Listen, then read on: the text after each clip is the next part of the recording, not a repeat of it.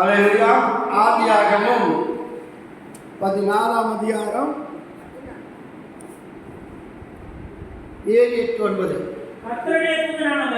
கர்த்தருடைய தூதனானவர் அவளை வனாந்தரத்திலே சூருக்கு போகிற வழியிலே இருக்கிற நீருற்றத்தை கண்டு சாராயின் அடிமை பெண்ணாகிய ஆகாரே எங்கே இருந்து வருகிறாய்? நீ எங்கே இருந்து வருகிறாய்? எங்கே போகிறாய் என்று கேட்டார். அவன் நான் என் நாச்சியாராகிய சாராளை விட்டு ஓடி போகிறேன் என்றாள். அல்லேலூயா. கேட்டு முடிஞ்சதுங்களா? அப்போ சாரா என்ன பண்றானா, சாரா ஆகாரை கொடுமைப்படுத்தும்படியாகவும் அவளுக்கு வேதனையான காரியங்களை, கசப்பான காரியங்களை அனுபவிக்கும்படியாகவும் ரொம்ப கொடுமைப்படுத்துகிறார். அந்த கொடுமை தாங்க முடியாமல் ஆகார் என்ன பண்ணுறார், அந்த வாழ்க்கை வேண்டாம், அந்த சுகபமான வாழ்க்கை வேண்டாம். இந்த அம்மா தான் எனக்கு கல்யாணம் பண்ணி வச்சாங்க, ஆனால் இந்த அம்மா தான் எனக்கு என்ன பண்ணுறாங்க, எதிரியாக எழும்புறாங்க. அதனால் என்ன பண்ணிட்டாங்க, அந்த அம்மா ஆபிரகாம் மட்டும் சொல்லாமலும் சாராளையும் சொல்லாமல் ஓடி போயிட்டான். ஓடி போகும்போது கர்த்தருடைய தூதனானவர் வனாந்தரத்தை சூருக்கு போகிற வழியிலே இருக்க நீரூற்றுகளை கண்டு சாராயின் அடிமை பெண்ணாகிய ஆகாரே எங்கே இருந்து வருகிறாய், எங்கே போகிறாய் என்று கேட்டார். அப்படின்னு என்ன அர்த்தம், நாம் குடும்ப காரியங்களில் பல துன்பங்கள் அனுபவித்தாலும் தாங்க முடியாமல் எங்கெல்லாம் போயிட்டா கூட, எங்கேயோ மூலையில் உட்காந்துக்கிட்டு வேதனை பற்றி உட்காந்துருந்தா கூட கர்த்தர் அதை கவனித்து பார்க்குறார். கர்த்தர் அதை கவனித்து பார்க்குறார். ஏன் இந்த பொண்ணு இந்த உட்காந்து அழுதுங்க, நம்ம நினைக்கிற கர்த்தர் பார்க்க மாட்டார், அதுதானே. ஆனால் இந்த அம்மா என்ன பண்ண, கர்த்தர் பார்க்கலான்னு சொல்லிட்டு போகவே இல்லை. இந்த அம்மா நினைச்சா வேதனை சொல்லிட்டு தனிமையாக உட்காந்துக்கிட்டு அழுதுட்டு இருக்கிறாங்க, வேதனை சொல்லிட்டு. அப்போ கர்த்தருடைய தூதனானவன் 8ஆம் வசனம், அப்போது ஆகாரே 9:9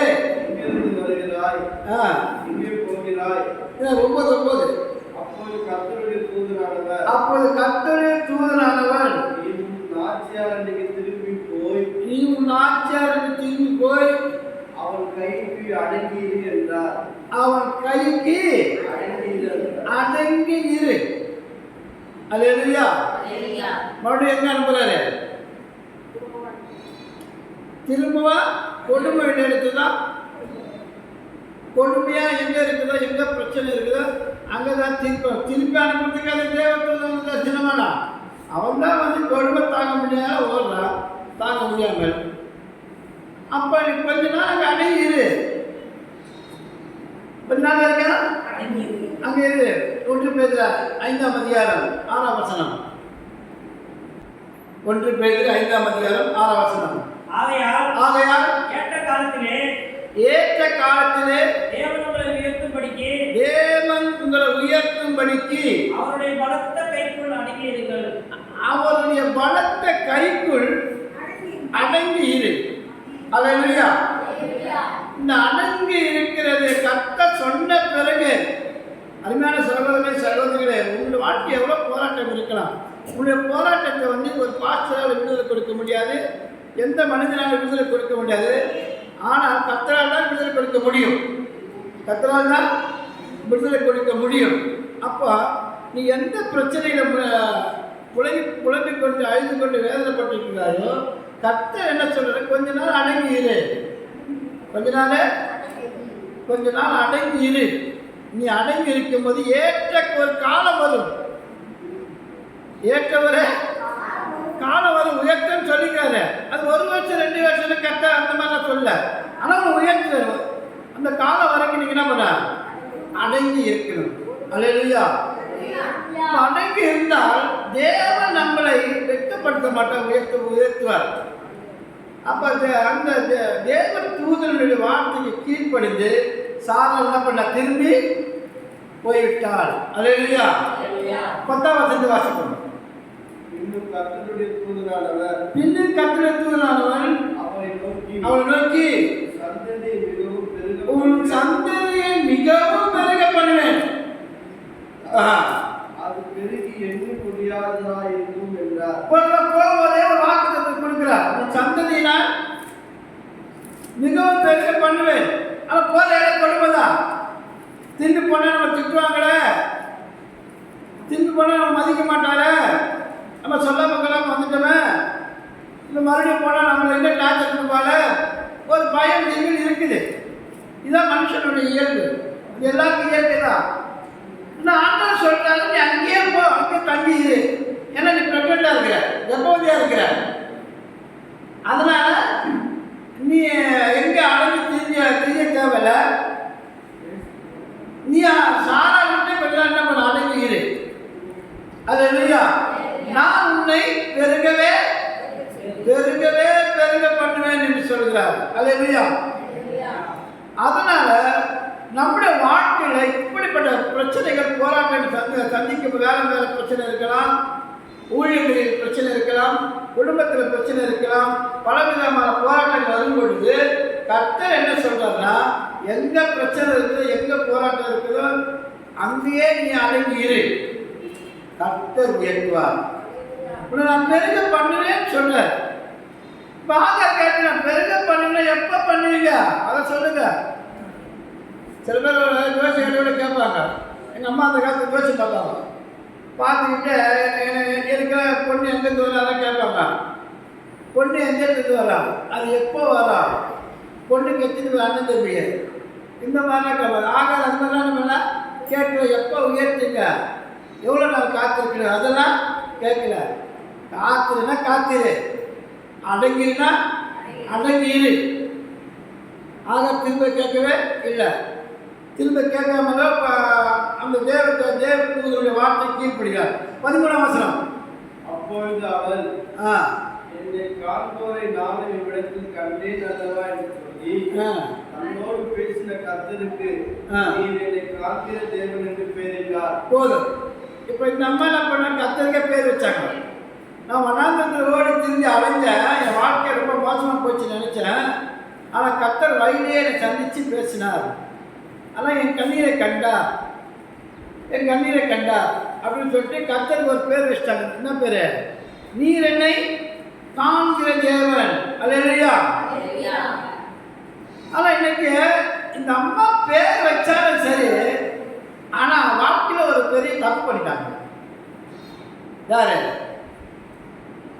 ஆகாது. என்ன தப்பு பண்ணிட்டாங்க? தப்பு பண்ணுறவங்க பேர் வைக்கிறாங்க, அது ஆண்டவர் ஏற்றுட்டாரு. அதனால நம்ம என்ன பண்ண, நீ என்னை காண்கிற தேவன் பேர் இல்லை, நீ பேரை வச்சுட்ட. ஆனால் நீ செஞ்ச தப்பு இருக்குது பாரு.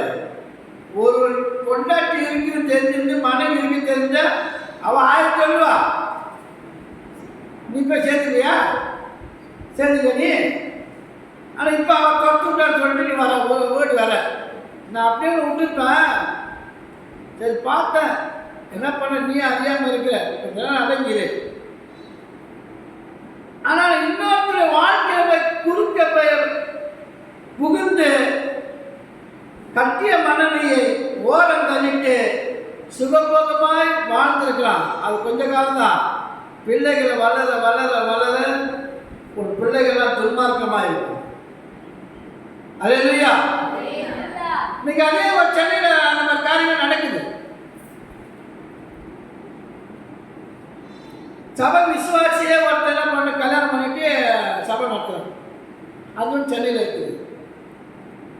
அதே நேரத்திலும் கட்ட மனைவி உடல்நிலை சரியில்லாமல் ஒதுக்கி வச்சுட்டு வேறொரு மனைவி தொடர்பு வைத்துக்கொண்டு சபை கட்டுறாங்க. அந்த சபையை கூட்டம் அதிகமாக போயிட்டு தான் இருக்குது.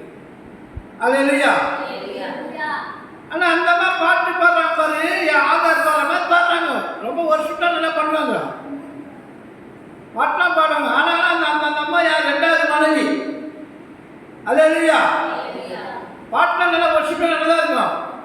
எகோவாயே எகோவாரப்பா அப்படி இப்படி எல்லாம் ஆட்டம் பாட்டு கூட்டம் கும்பாலம் எல்லாம் அடிச்சு ஆடாத வருஷம் ஓடினே இருக்கான். ஆனால் கூட்டம் அதிகமாக தான் இருக்கும். அல்லேலூயா. ஆனாலும் கட்டின மனைவி எங்கே கண்ணீர் விட்டு வேதனைப்பட்டாரு. அல்லேலூயா. அதனால ஜனங்கள் சத்தியத்தை அறிந்திருந்தும் சத்தியத்துக்கு கீழ்ப்படியாமல் தன் சுய இச்சைக்கு ஏற்ற போதனை தெரிந்து கொண்டு அங்கதான் அதிகமா போகுது. அல்லேலூயா. அல்லேலூயா. இப்ப இந்த அம்மா நீ காண்கிறேன் தேவன் பேர் வச்சாலா நீ முன்னால செஞ்சது பெரிய தப்பு தானே? தப்பா ரைட்டா? வாய் தருங்க. தப்பா ரைட்டா? தப்பு. ஆனா இங்க வந்து எங்க வாயிலே எங்க வருஷம் எல்ரோயி சாலமே எல்லாம் பாட்டு பாடல ஆனந்தம் செய்யறாங்க. ஆமென். அல்லேலூயா. அவனோட கூட சேர்ந்து போஸ்ட்லாம் கொடுத்து இருப்பாங்க. அல்லேலூயா. ஆனா வேதம் சொல்லுகிறது அது தவறான காரியம். ஆமென். சரி பேர் வச்சுட்டு போயிட்டா. சரி இனிமேல் அவன் சேர வேண்டிய சேர்ந்துட்டா இப்போ வேற ஆளை பார்ப்போம் சொல்லி கத்தனை பண்ணாரு. இதுக்கெல்லாம் காரணம் யாரு சொல்லிட்டு அவரு முடியல. ஆதியாகமம் 17ஆம் அதிகாரம் 1ஆம் வசனம். ஆபிரகாம் 99 வயதான போது கர்த்தர் ஆபிரகாமுக்கு தரிசனமாகி நான் சர்வ வல்லமையுள்ள தேவன் நீ எனக்கு முன்பாக நடந்து கொண்டு உத்தமனாயிரு போதும். நீ எனக்கு முன்பாக நடந்து கொண்டு உத்தமனாயிரு. கொஞ்சத்தில் உண்மையாரு, வாழ்க்கையில் உத்தமனாயிரு. அல்லேலூயா. நான் உனக்கு சந்ததி கொடுப்பேன், பெருக பண்ணுவேன், சாராடு கொடுப்பேன் சொன்னேன். ஆனா நீ என்ன பண்ண? மனைவியும் சொல்லி கீழ்படுத்து வாங்க கீழ்படுத்து பரவாயில்ல சின்ன வயசா தான் இருக்கிறான் அவளே சொல்லும் போது என்ன பண்ண? நீ கல்யாணம் பண்ணிக்கிட்ட. அல்லேலூயா. அப்ப ஆபிரகாம் என்ன கடவுளுடைய வார்த்தை கர்த்தருடைய வார்த்தையை விட மனைவியுடைய வார்த்தை முக்கியமா வச்சுட்டான். நமக்கு சுகமான வாழ்க்கை சுகம் கிடைக்குது அவ்வளவுதான். அல்லேலூயா. அப்ப கர்த்தர் எச்சரிக்கிறார், நான் சர்வ வல்லமையுள்ள தேவன், எனக்கு முன்பாக உத்தமனாயிரு. 2ஆம் வசனம். நான் உனக்கும் எனக்கும் நடுவாக என் உடன்படிக்கையை ஏற்படுத்தி உன்னை மிகவும் திரளாய் பெருக பண்ணுவேன் என்றார். போது நீ உத்தமனா இருந்தா உனக்கு எனக்கு உடன்படிக்கை ஏற்படுத்துவேன், உன்னை திரளாய் பெருக பண்ணுவேன். அல்லேலூயா. ஆனா அந்த உத்தமத்துல வந்து உண்மையில வந்து மிஸ் ஆகும்போதுதான் நம்ம தேவனுடைய ஆசீர்வாதங்களை பெற்றுக்கொள்ள முடியாமல் இருக்கிறது. அல்லேலூயா. பணம் நகை பொருள் எல்லாம் சாத்தானுக்கு வரும், சாத்தானு கொடுப்பான். நீர் என்னை பணிந்து கொண்டால் இவர்களெல்லாம் உங்களுக்கு தானே இயேசுக்கே அவன் சொன்னான். அவங்களாம் நல்லா தானே இருக்கிறாங்க, நிறைய ஜனம் போகுது, நல்ல லட்சக்கணக்கில் காணிக்க வருது, நல்லா தானே இருக்கிறாங்க, நல்லா தான் இருக்கிறாங்க, நல்லா தான். திருப்பதி போகிறவங்களாம் நல்லா இருக்கிறான், திருப்பதி கோயில் போகிறவங்களாம் நல்லா தான் இருக்கிறான். ஆக பணம் என்பது ஒரு பொருட்டு அல்ல, உண்மையும் உத்தமம் வாழ்க்கை உண்மையான ஆசீர்வாதம். அதுதான் பரலோகத்தை கொண்டு போய் அநேகரை கொண்டு போய் சேர்க்கும். அல்லேலூயா. அதனால நீ இப்பயாவது நீ உண்மையும் உத்தமனாயிரு, உன்னை திரளாய் பெருக பண்ணுவேன். அல்லேலூயா. பக்கத்தில் இருக்கிற பார்த்தீரு, உத்தமனாயிரு, உத்தமையாயிரு, உன்னை பெருக பண்ணுவார். அல்லேலூயா. 3ஆம் வசனம். அப்பொழுது ஆபிரகாம் முதல் குப்புற விழுந்து வணங்கினான். தேவன் அவனோட பேசி, நான் உன்னோட பண்ணுகிற என் உடன்படிக்கை என்னவென்றால், நீ திரளான ஜாதிகளுக்கு தகப்பனாவாய். இனி உன் பேர் ஆபிரகாம் எனப்படாமல் நான் உன்னை திரளான ஜாதிகளுக்கு தகப்பனாக ஏற்படுத்தினபடியால் உன் பேர் ஆபிரகாம் எனப்படும். அல்லேலூயா. நம்ம பாருங்க, உத்தமன் சொன்னவன் நம்ம பெருக பண்ண சொன்ன பெருக பண்ணுவேன்னு சொல்லிட்ட உடனே ஆபரம் என்ன பார்த்தாரு, கத்தர்களெல்லாம் தெரிஞ்சு வச்சு இனிமேல் நம்ம என்ன பண்ண, விட வேண்டிய காரியத்தை திட்டுன்னு, தள்ள வேண்டியதை தள்ளின்னு, ஒதுக்க வேண்டியதை ஒதுக்கின்னு பார்த்தா நம்மள பெரிய பொண்ணுன்னு சொல்லிட்டாரு. கட்ட சொன்னபடி கேட்பன்னு சொல்லிட்டு அவனா முகம் குப்புற விழுந்து கர்த்தர் என்ன பண்ணா? வணங்கினான். இது ஆபிரகாமுக்கு வந்து கர்த்தர் பேசுகிறார், தரிசனம் டைரக்டாக பேசுறார், சர்வ வல்லமை தேவனை. ஆகாருக்கு யார் பேசுறார்? தேவ தூதன், கர்த்தருடைய தூதன் வந்து பேசுறார். அப்போ என்ன அழைக்கப்பட்ட அழைப்புக்கு பாத்திரவான்கள் நடந்தால் கர்த்தர் பேசுவார். அது இல்லையா? இன்னைக்கு தூதங்களும் பேச மாட்டான், யார்கிட்டையும் பேச முடியல. அது இல்லையா? ஆனால் அழைக்கப்பட்ட அழைப்புக்கு ரட்சிப்பு அழைக்கப்பட்டாய் கர்த்தர் சர்வ வல்லமையுள்ள தேவன் நம்மளோட பேசுவார். ஆமென். அது இல்லையா? அது 17:6-8 வரைக்கும். உன்னை மிகவும் அதிகமாய் பலுக பண்ணி பலுக பண்ணி உன்னிலே ஜாதிகளை உண்டாக்குவேன். உன்னிடத்தில் ராஜாக்கள் தோன்றுவார்கள். உனக்கும் பின்வரும் சந்ததிக்கும் நான் தேவனாய் இருக்கும்படி எனக்கு உனக்கும் உனக்கு பின் தலைமுறையாக வரும் உன் சந்ததிக்கும் நடுவே என் உடன்படிக்கை நித்திய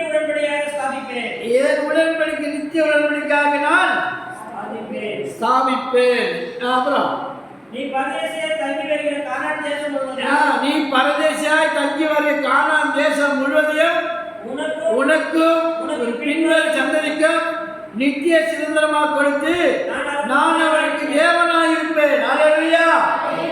அல்லேலூயா. 9 வசனம்.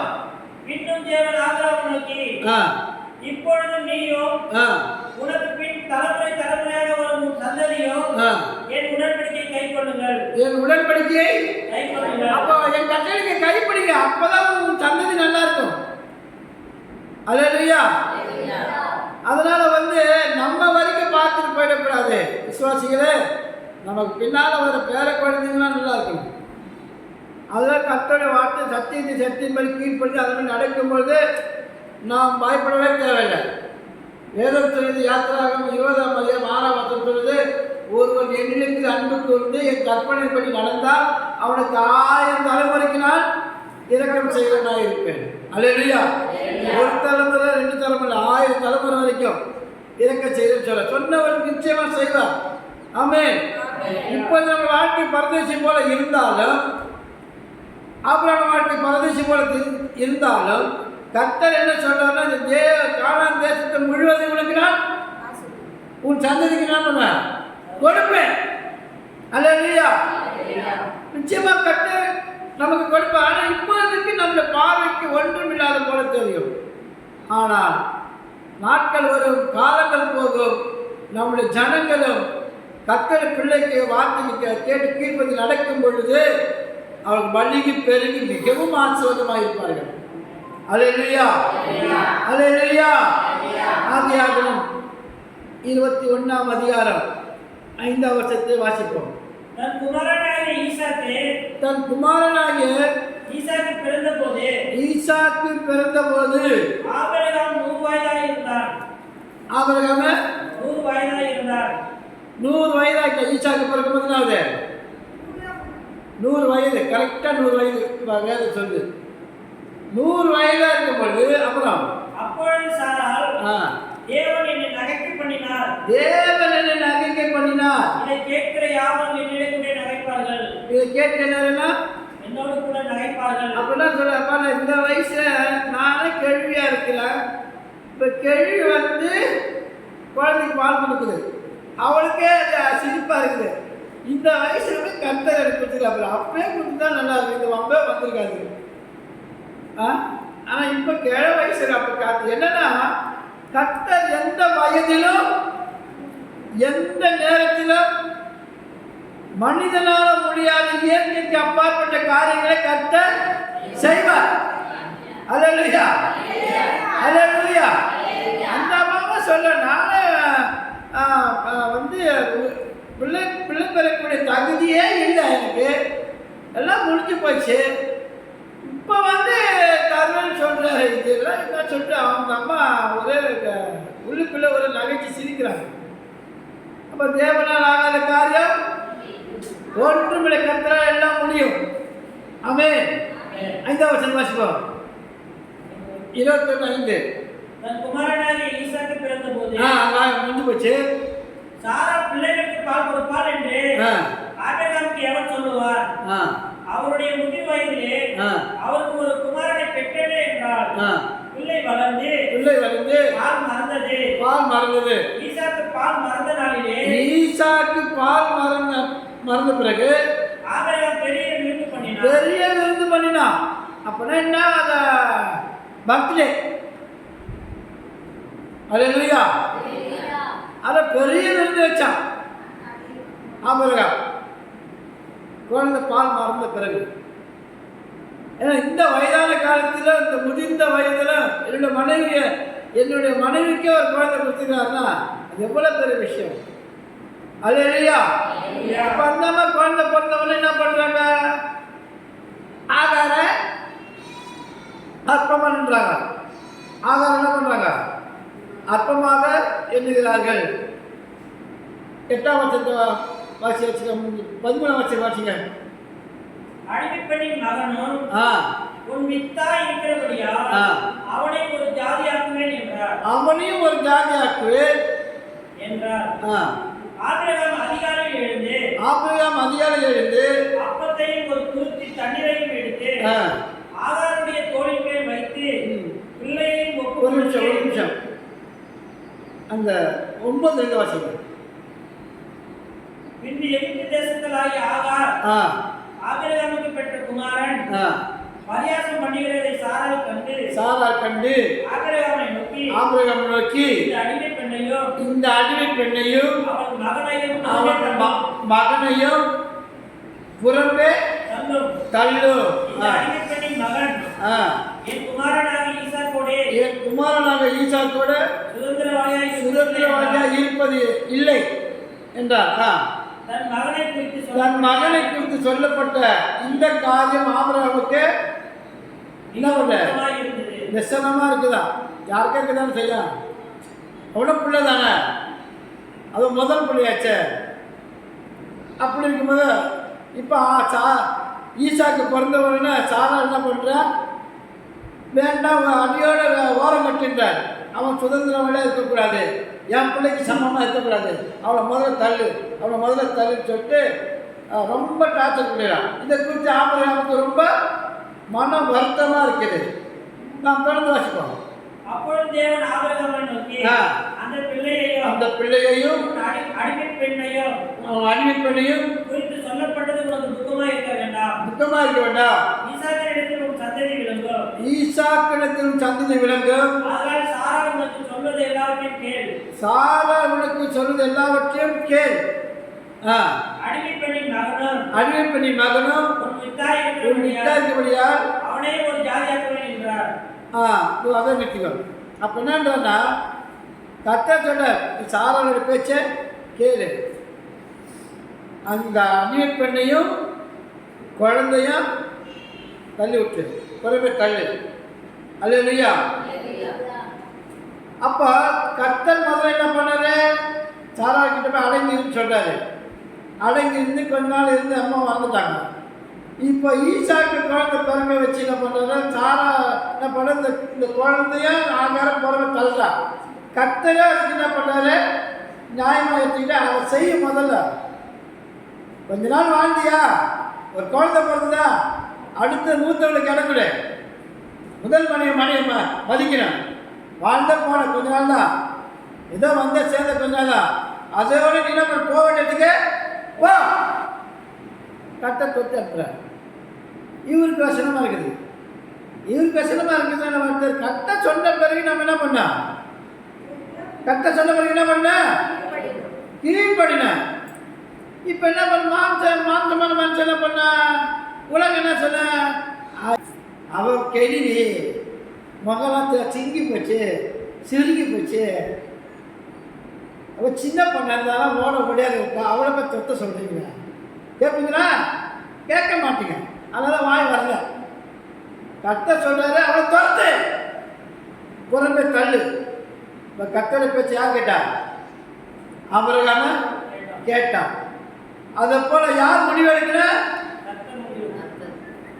கர்த்தர் சொல்ற முடிவு யார் எடுக்கிற? புருஷன்காரன் எடுக்கணும். புருஷன்காரன் எடுக்கிற முடிவு புருஷன் சரிந்தாதான் அவனுக்கு உன்னது மனசில் அதே எண்ணம் இருந்துட்டே இருந்தா அதையும் ஒரு பக்கம் கவனிச்சிக்கணும், இதையும் ஒரு பக்கம் கவனிச்சிக்கிட்டா நீ வாழ்க்கை வாழவே முடியாது. பிள்ளைகள் ஆசிரியமாக இருக்க முடியாது. தள்ள வேண்டியது தள்ளுன, ஒதுக்க வேண்டியதை ஒதுக்குன, சேர்க்க வேண்டியதை சேர்க்கணும். அல்லையா? தள்ள வேண்டிய தள்ளாம அவங்ககிட்டே வாழ்ந்துக்கிட்டே அங்கேயே இருந்துல இருந்தா தேவனுடைய கோபம் வந்துட்டா இருக்கும். ஆமென். அல்லையா? அதனால கரெக்டாக அந்த தரிசனத்தை கொடுத்தார். அரசியல்வாதி மாதிரி ரெண்டாவது பொண்டாட்டி வச்சுன்னு தெருவில் ஊரில் போகிற மாதிரி போகக்கூடாது. அல்லையா? இப்போ தைரியமாக அழைச்சிட்டு போகிறாங்க. ரெண்டாவது மனைய தைரியமாக அழைச்சிட்டு போகிறாங்க. சோத்திரம். அப்போ முதல் மனைவிக்கு எப்படி இருக்கும்? முதல் மனைவிக்கு அதுக்கும் உணர்வுகள் உணர்ச்சிகள் எல்லாம் இருக்கும். அது எவ்வளோ ஒரு வேதனை அனுபவிக்கும். அதை கட்ட சொல்லிட்டாரு, நீ முதல்ல தள்ள வேண்டிய தள்ளு. அல்லேலூயா. அதனால வேதம் சொல்லுது 21ஆம் அதிகாரம் 14-16 வரைக்கும்.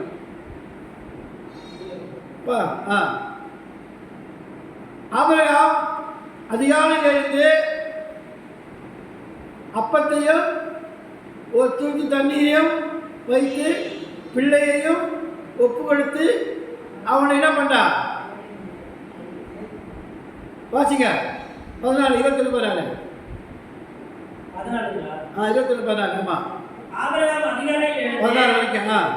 அப்பத்தையும் ஒரு துருத்தி தண்ணீரையும் எடுத்து ஆகாருடைய தோளின் மேல் வைத்து பிள்ளையை ஒப்பு கொடுத்து அவளை அனுப்பிவிட்டான்.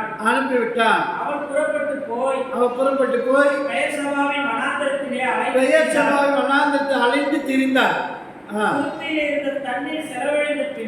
துருத்தியில் இருந்த தண்ணீர் செலவழித்த பின்பு அவள் பிள்ளையை ஒரு செடியின் கீழே விட்டு பிள்ளை சாகிறதை நான் பார்க்க மாட்டேன்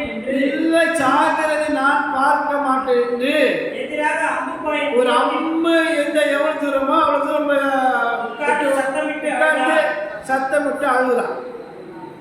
சத்தமிட்டு அழுகுறான். அழுது என்ன பண்ணுறது? சத்தமிட்டு அழுகுறான். ஆனால் இதெல்லாம் இப்போ வந்து நம்ம வழி எடுத்தது யாரே? கர்த்தர்.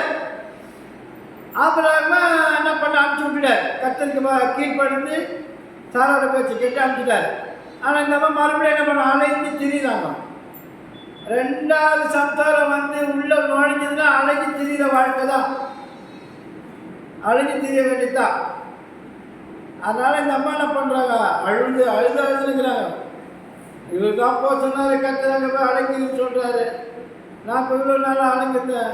இந்த நேரம் பார்த்து குழந்தை பிறந்துச்சு, ஈசாக்கு பிறந்துட்டாரா. அந்த அம்மா என்ன பண்ணுறாங்க? தொட்டு விட்டாங்க. புருஷக்காரன் அவ பேச்சை கேட்டு தொத்து விட்றான். அவள் என்ன பண்ணுறா? உட்காந்து அழுகுறான். எடுத்துகிட்டு போன தண்ணியெல்லாம் காலி ஆயிடுச்சு. கேன் மாட்டி எடுத்துகிட்டு போய் தண்ணியெல்லாம் காலி ஆகிடுச்சு. எல்லாம் தண்ணி காலியான உடனே மாட்டு கிணறு தண்ணி காலியாக போச்சு. அதுக்கு மேற்பட்டு வனாந்திரம், வெயில், உஷ்ணம் தாங்க முடியல. பிள்ளை என்ன பண்ண ஒரு செடி கீழே போட்டு பிள்ளையை போட்டுட்டு அந்த அம்மா கொஞ்சம் அம்பு தூரம் உட்காந்துட்டா. பிள்ளை சாகிறதை நான் பார்க்க மாட்டேன். அதுதான் இப்போ இந்த மாதம் வாக்கிறது தான். பெத்த தாயை போட்டு போயிட்டான். பெத்த தாயை என்ன பண்ணா? போட்டு போயிட்டான். போட்டு போடலாமா? போகக்கூடாது. கர்த்தர் என்ன சொன்னார்? ஏற்கனவே உனக்கு ஒரு மூலம் சந்ததி கொண்டு அவனுக்கு பெரிய ஜாதியாக்கன்னு வாக்கு கொடுத்தார்ல. அந்த குழந்தை மடியில் வச்சுருந்தா என்னவா? அந்த பிள்ளையை தூக்கி போட்டு போயிட்டான். இருந்தா செத்தா சாகுது. அல்லேலூயா. ஆனாலும் இவாளும் சத்தத்தை கேட்கிற. அடுத்த வருஷம் 17 தேவன் பிள்ளையின் சத்தத்தை கேட்டார். தேவதூதன் வானத்திலிருந்து ஆகாரை கூப்பிட்டு, ஆகாரே உனக்கு என்ன சம்பவித்தது? பயப்படாதே. பிள்ளை இருக்கிற இடத்துல தேவன் அவன் சத்தத்தை கேட்டார். நீ எழுந்து அவனை உன் கையினால் பிடித்துக் கொண்டு போ. அவனை பெரிய ஜாதியாக்குவேன் என்றார். அவனை பெரிய ஜாதியாக்குவேன் என்றார். தேவன் அவருடைய கண்களை திறந்தார். தேவன் அவருடைய கண்களை திறந்தார். அப்பொழுது அவர் ஒரு பெரிய தண்ணீர் அப்பொழுது அவர் ஒரு தண்ணீர் துறவை கண்டு போய் போய் துருத்தியிலே ஒரு தண்ணீர் துருத்தியில தண்ணீர் நிரப்பி பிள்ளைக்கு கொடுத்தார். போதும். அப்ப என்ன ஆகுது? இவன் வண்ணாத்திரைய அழைத்து திரியும் பொழுது ஓன்னு ஒப்பாரிச்சுன்னு அழுகுறான். பிள்ளை சாகிறதுல என்னால் பொறுக்க நினைக்கிறது என்ன ஆகுது ஏதாவது சொல்லிட்டு கொண்டு அழுதுகிறான். ஆனா நீ போட்டு போனாலும் யாருக்கு அவர் கவனிக்கிறார்? கர்த்தர் கவனிக்கிறார். அல்லேலூயா, அல்லேலூயா. அத மாதிரி நம்ம ஒரு நேரங்களில நம்மளால் பிள்ளைகள் ஆசைப்படுறதுக்கு வாங்கி கொடுக்காமல் இருக்கலாம். அது உடல்நிலை சரியில்லாமல் இருக்கும்போது நம்மளால் அது ஆரோக்கியம் கொடுக்க முடியாமல் இருக்கலாம். கையில் பணம் இல்லாமல் இருக்கலாம். டாக்டருக்கு போக முடியாமல் இருக்கலாம். கர்த்தர் என்ன கர்த்தர்ன்ற வழி சொல்லி கர்த்தருக்கு சார்ந்து வாழும் பொழுது பிள்ளை கூட தேவன் இருப்பார். பிள்ளை கூட தேவன் இருப்பார். எந்த பிள்ளைகளோட பிள்ளைகளோட தேவன் இருப்பார். தேவன் காப்பாற்றுவார். ஒரு நாள் எப்சிபா அந்த பிள்ளைக்கு வந்து 3 வயது இருக்கும். இந்த பிள்ளை காரம் அதிகமாக சாப்பிட்டு என்ன பண்ணுது? அது ரொம்ப மழை காலம் வேற. இந்த மழைக்கு என்ன பண்ணிட்டா சட்னி அரைச்சி காரமாக காற்று அதிகமாக போட்டு அப்படியே டெய்லி காரம் தான். கார சட்னி சாப்பிட்டு அது என்ன பண்ணுது?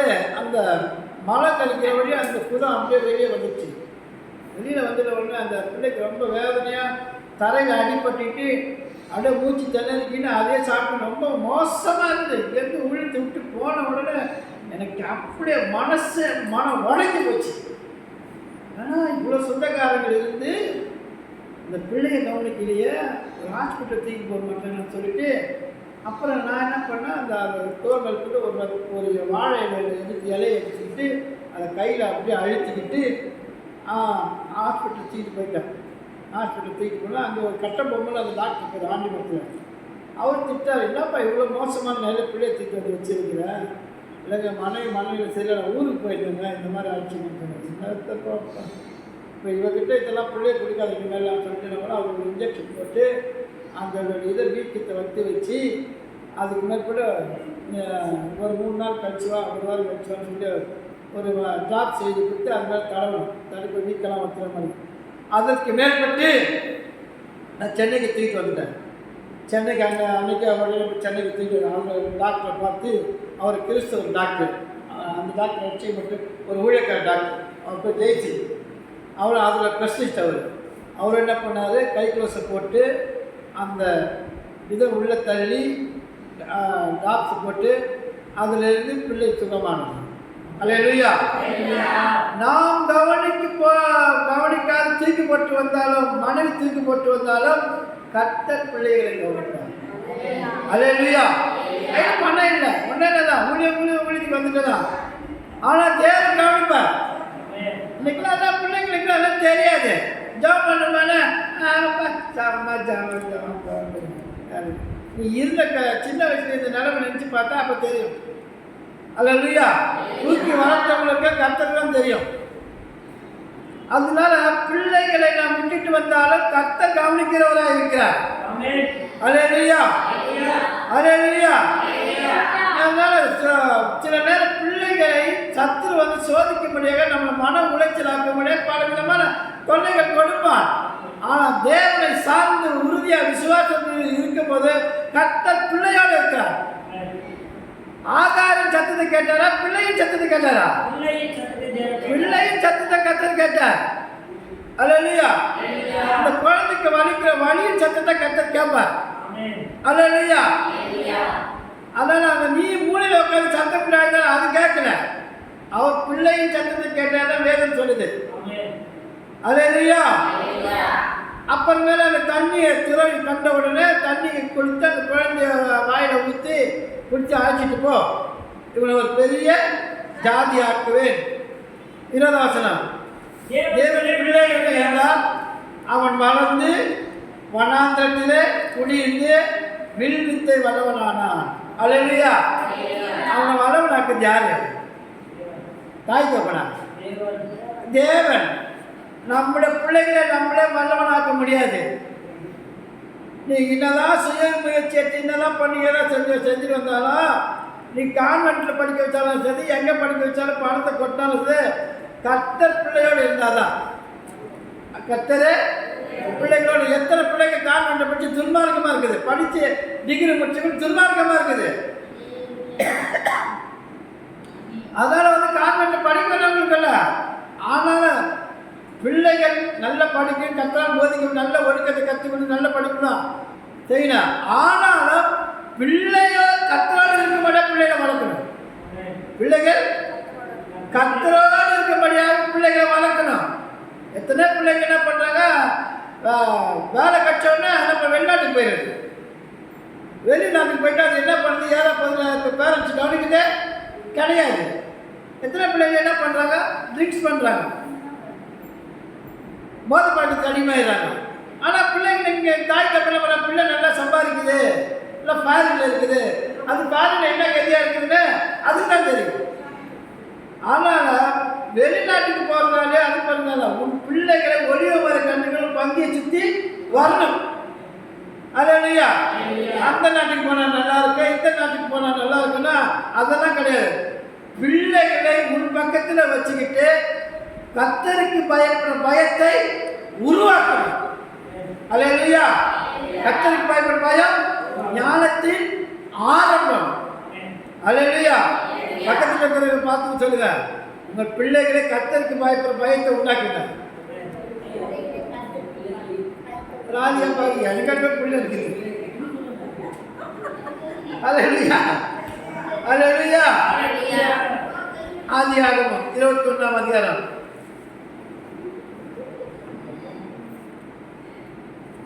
17-20 வாசிச்சாச்சு. ஆதியாகமம் 22. அக்காலத்திலே அபிமெலேக்கும் அவன் இல்லை ஆதியாகமம் 22:1-2 22:1-2 இந்த காரியம் நடந்த பின் அப்போ இந்த மாதிரி சாப்டர் முடிஞ்சு போச்சு. ஆகாரம் சாப்டரை முடிஞ்சிச்சு. அவருக்கு மதில் கட்சிச்சு, தண்ணி கட்சிச்சு, பிள்ளை விரும்பத்தில் ஆக்கணும்னு சொல்லிட்டு அவர் பொறுப்பத்துக்காக சொல்லிட்டாரு. இனிமேல் நம்ம கவலைப்படுறோம். அந்த அம்மா பிள்ளை தூக்கி போயிட்டாங்க. அல்லேலூயா. இப்போ இவரை சந்திக்க வர்றாரு. யார? ஆபிரகாம. நீ மறுபடியும் உண்மையாக இருக்க, உத்தமமாக இருக்கன்னு சொல்லிட்டு இவருக்கு ஒரு பரிச்சை வைக்கிறார். தேவன் ஆபிரகாமை சோதித்தார். தேவன் ஆபிரகாமை சோதித்தார். எப்படி எனில் அவர் அவனை நோக்கி ஆபிரகாமே என்றார். ஆபிரகாமே என்றார். இதோ அடியேன் என்றார். அவன் இதோ அடியேன் என்றார். அப்பொழுது அவர் புத்திரனும் ஏகசுதனும் தேசகுமாரனுமாகிய ஈசாக்கை நீ எப்பொழுது அழைத்துக் கொண்டு மோரியா தேசத்துக்கு போய் அங்கே நான் உனக்கு குறிக்கும் மலைகள் ஒன்றின் மேல் அவனை தகன பலியாக பலியிடு என்றார். ஆபிரகாம் அதிகாலை எழுந்து கழுதைகள் மேல் சேனை கட்டி தன் வேலைக்காரர் 2 பேரையும் தன் குமாரரையும் ஈசாக்கை கூட்டிக் கொண்டு பலி கட்டைகளை பிளந்து கொண்டு தேவன் தனக்கு குறித்த இடத்துக்கு புறப்பட்டு போனார். 3ஆம் நாளில் ஆபிரகாம் தன் கண்களை ஏறெடுத்து பார்த்து தூரத்தில் அந்த இடத்தை கண்டார். அப்பொழுது ஆபிரகாம் தன் வேலைக்காரரை நோக்கி, நீங்கள் கழுதை நிறுத்தி இங்கே தங்கியிருக்க, நானும் பிள்ளையாளனும் அவ்விடம் போய் கொண்டு இடத்துக்கு திரும்பி வருவோம் என்றார். போதும். இங்க பாருங்க, ஆபிரகாமுக்கு சோதனை வைக்கிறார். அந்த பிள்ளையும் தோற்றிட்டாரு, இஸ்மவேலையும் தோற்றிட்டாரு, ஆகாரையும் தோற்றிட்டாரு. இப்போ இருக்கிறது இந்த பிள்ளை வளர்ந்துச்சு. இந்த பிள்ளை வளர்ந்து 13 வயசுக்கு ஆகிப்போச்சு. வளர்ந்து அப்பாட்ட பேசினே வருது. 13 வயசு இருக்கிற பிள்ளைய நடந்துட்டு வரும்போது அந்த பிள்ளைய வந்து என்ன பண்ண, பலி கொடு, என்ன சொல்லு, பலி கொடு, சகன பலி கொடு அப்படின்னு சொல்கிறார். சொன்ன உடனே ஒரு மனுஷன் எப்படி இருக்கான், வேதனையாக இருக்கும். அப்போ கர்த்தர் சொல்லிட்டாரே, நம்ம என்ன பண்ண சொல்லிட்டோம்னா அவன் அதிகாரம் எழுதி போகிறான். ஒன்று மனைவிட்ட சொல்ல, மனைவிட்ட சொன்னால் அவன் என்ன பண்ண தடுப்பா.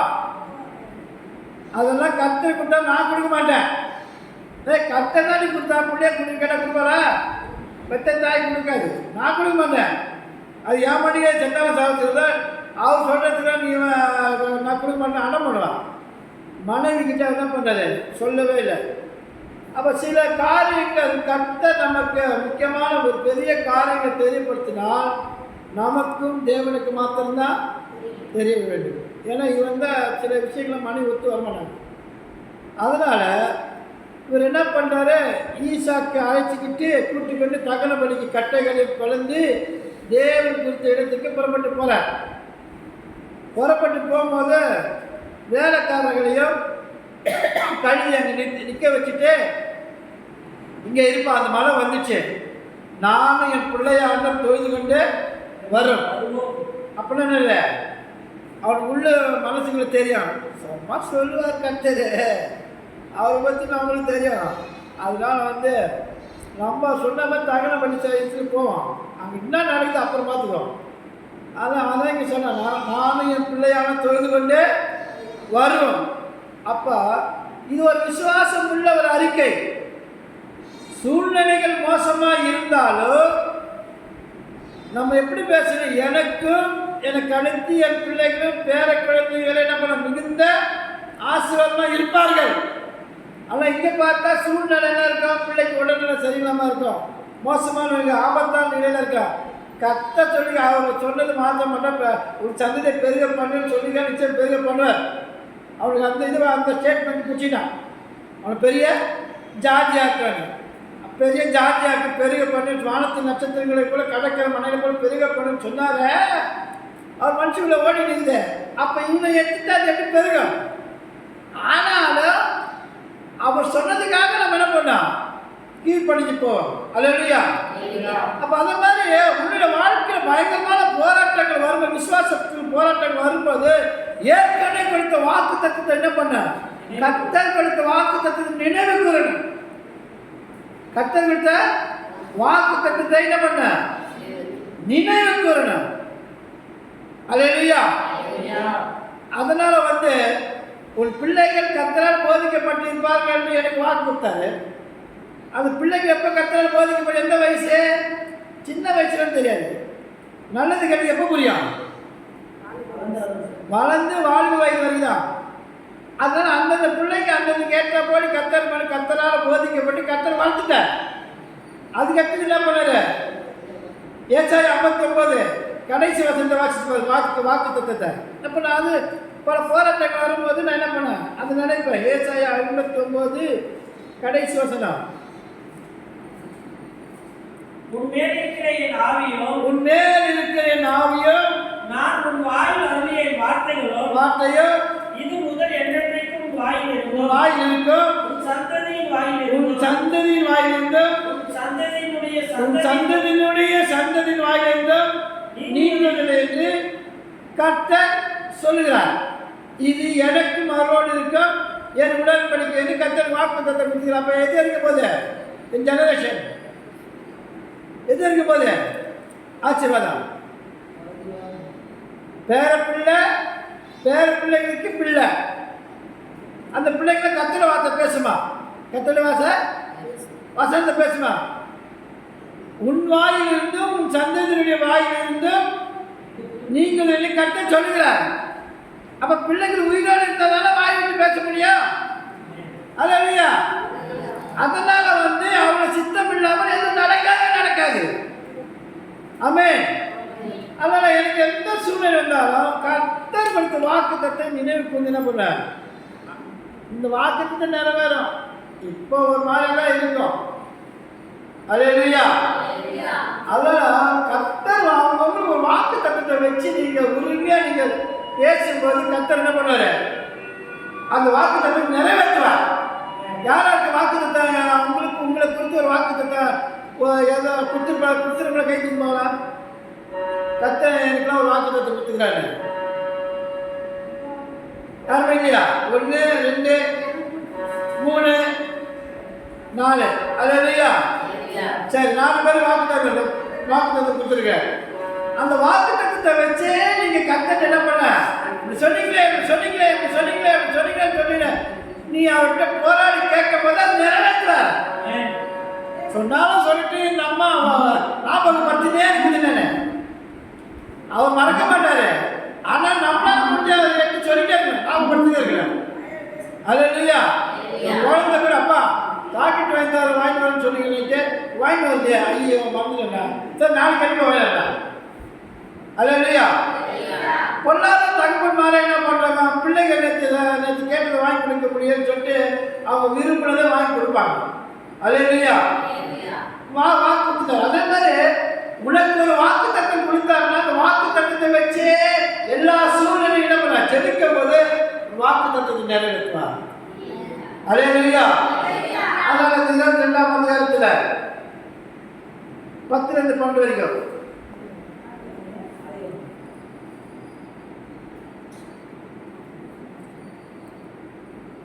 பின்பு ஆபிரகாம் தன் குமாரனை வெட்டும்படிக்கு தன் கையை நீட்டி கையை எடுத்தான்.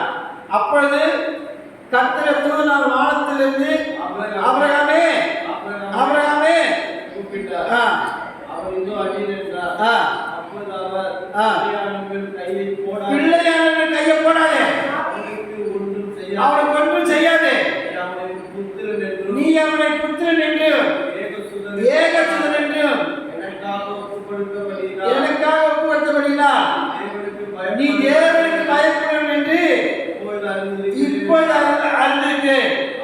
தன் கண்களை ஏறெடுத்து பார்க்கும் பொழுது பின்னாக புதரிலே தன் கொம்புகள் சிந்திக் கொண்டிருந்த இதெல்லாம் உங்களுக்கு தெரியும்.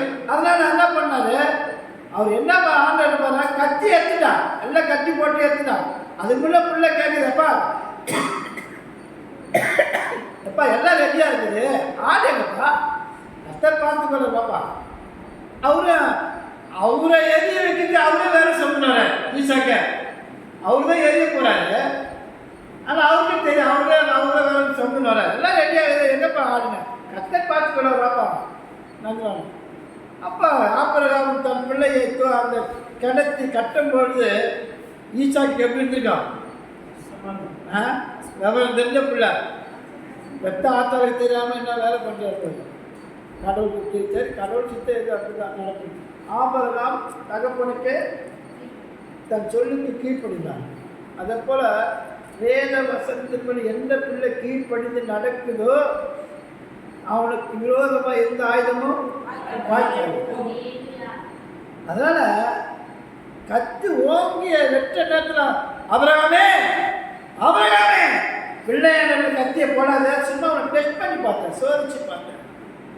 அதனால் அவன் ஏகசுதன் என்று பாராமல், பிள்ளை என்று பாராமல், ஒரே பிள்ளை என்று பாராமல் நீ அவனுக்கு எனக்கு ஒப்புக்கொடுத்தபடியால் 17 வருஷம் சொல்லுது, நான் உன்னை ஆசீர்வதிக்கவே ஆசீர்வதித்து உன் சந்ததியை வானத்தின் நட்சத்திரங்களைப் போலவும் கடற்கரை மணலைப் போலவும் பெருக பண்ணுவேன் என்று உன் சந்ததியார் தங்கள் சத்துருக்கள் வாசல்களை சுதந்திரித்துக் கொள்வார் என்றும் நீ என் சொல்லுக்கு கீழ்ப்படிந்தபடினால், இதை முக்கியமான வாசம், நீ என் சொல்லுக்கு கீழ்ப்படிந்தபடினால் உன் சந்ததிக்குள் பூமியில் சகல ஜாதிகளும் ஆசீர்வதிக்கப்படும் என்று என் பேரில் ஆணையிட்டேன் என்று கர்த்தர் சொல்கிறார். அல்லேலூயா. கர்த்தர் பக்கத்தை எழுதிக்கிட்ட என் பேரல நீ ஆசீர்வாதமே போட பிள்ளையே பண்ணி கொடுக்க முன்னால் வந்துட்டு என் மேலே நீ இவ்வளோ பாசம் வச்சிருக்கிற, இவ்வளோ நேசிக்கிற, இவ்வளோ அதிகமாக நான் அன்பு செலுத்துற, பிள்ளையே கொடுக்க வந்துக்கிறாங்க. அதை போல் உங்களுடைய நினைவு என்னெல்லாம் கர்த்தர் மேலே 100க்கு 100 எவ்வளோ இருக்குதுன்னு, ஆணாக இருந்தாலும் பெண்ணாக இருந்தாலும் மனைவியாக இருந்தாலும் கணவனாக இருந்தாலும் கர்த்தர் மேலே எந்த அளவுக்கு வைராக்கியம் இருக்கிறாயோ அந்த அளவுக்கு கர்த்தர் நெருங்கி வருவார். அல்லேலூயா. நெருங்கி வந்து உன்னை ஆசீர்வதிக்க விட மாட்டான். அல்லேலூயா. அதனால கர்த்தருடைய கண்கள் பூமி எது சுற்றி உலாவி கொண்டு பார்த்துருக்கும் போது ஆகார கண்ணீரை பார்த்தாரா, சாராவை தொக்கத்தை பார்த்தாரா, ஆபிரகாம் பட்டை தெளிப்பதை பார்த்தாரா, ஆபிரகாம் எச்சரித்து பேசினாரா, கர்த்தர் கேட்டால் எச்சரிக்கல, பார்த்தாரா பார்க்கலையா, எல்லாருக்கும் தெரியும். இன்னைக்கு அதே மாதிரி நீங்கள் இருக்கிற நிலைமை நான் இருக்கிற நிலைமை அவருக்கு தெரியும். அவருக்கு தெரியும் போது எதற்கு நான் பயப்படாமல் கர்த்தரே சார்ந்து உண்மை உத்தமாக நேர்மையாக பரிசுத்தமாக வாழும்போது தீர்ப்பது நடக்கும்போது கர்த்தர் சகல ஜாதிகளுக்கு மத்தியில் நம்மளை ஆசீர்வதிக்க வல்லவராக இருக்கிறார்.